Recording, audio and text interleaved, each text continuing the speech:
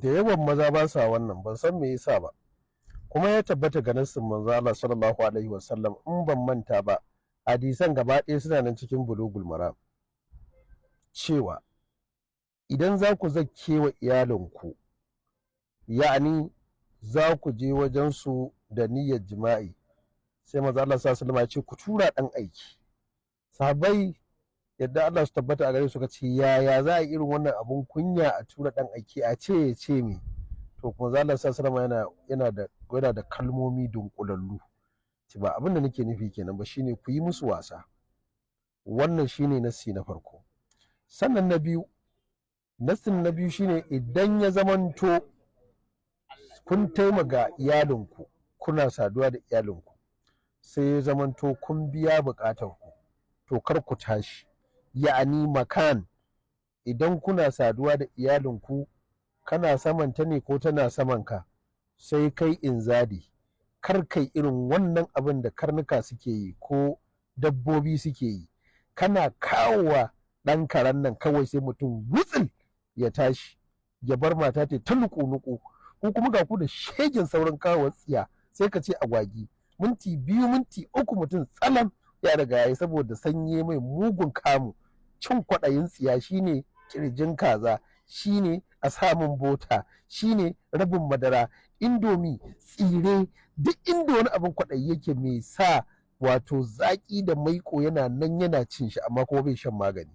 Daga ya je maka iyali dan da wurwurwur zil zil zil tun da nan ya tashi. To aka ce idan ma kai Allah ya jarabce ka, koko ka jarabce, koko ka samu matsala ta saurin inzali, to kana kawowa karka tashi, ka batta wannan al'aurar taka da take cikin al'aurarta.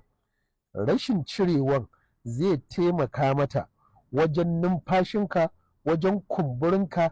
In dai har al'aurarka tana cikin al'aurarta, to ita kuma za ta motsanta baiwa Allah sannu, sorry, haka nan ita ma har ta biya bukata.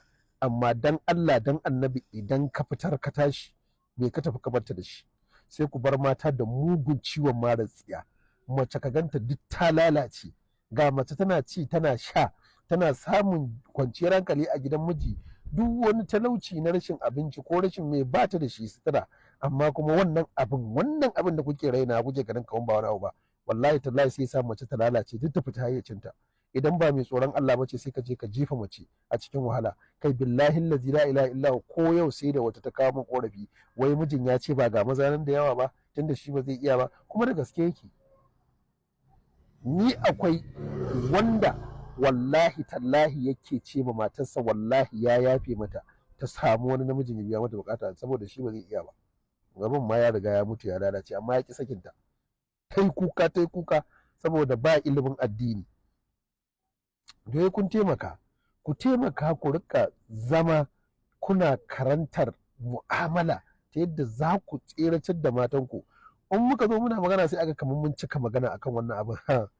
Wayyo Allah, ba magani kuke ba, harkan magani da malunta kuke ba. Na rantsi da Allah, da za ku ce ai wannan matsalar waya ce kullum waya. Matsalar saduwa tana nan a cikin littattafan addini, kaca ga ta nan a alkur'ani, ga ta nan aure da saki da zamantakewar da al'ada da biki da duk an yi bayanin shi, saboda a nuna muku abu ne mai haɗari. Dole sai an kiyaye mutuncin juna. Allah ubangiji ya shirya da mazajenmu, ya ba ku lafiya.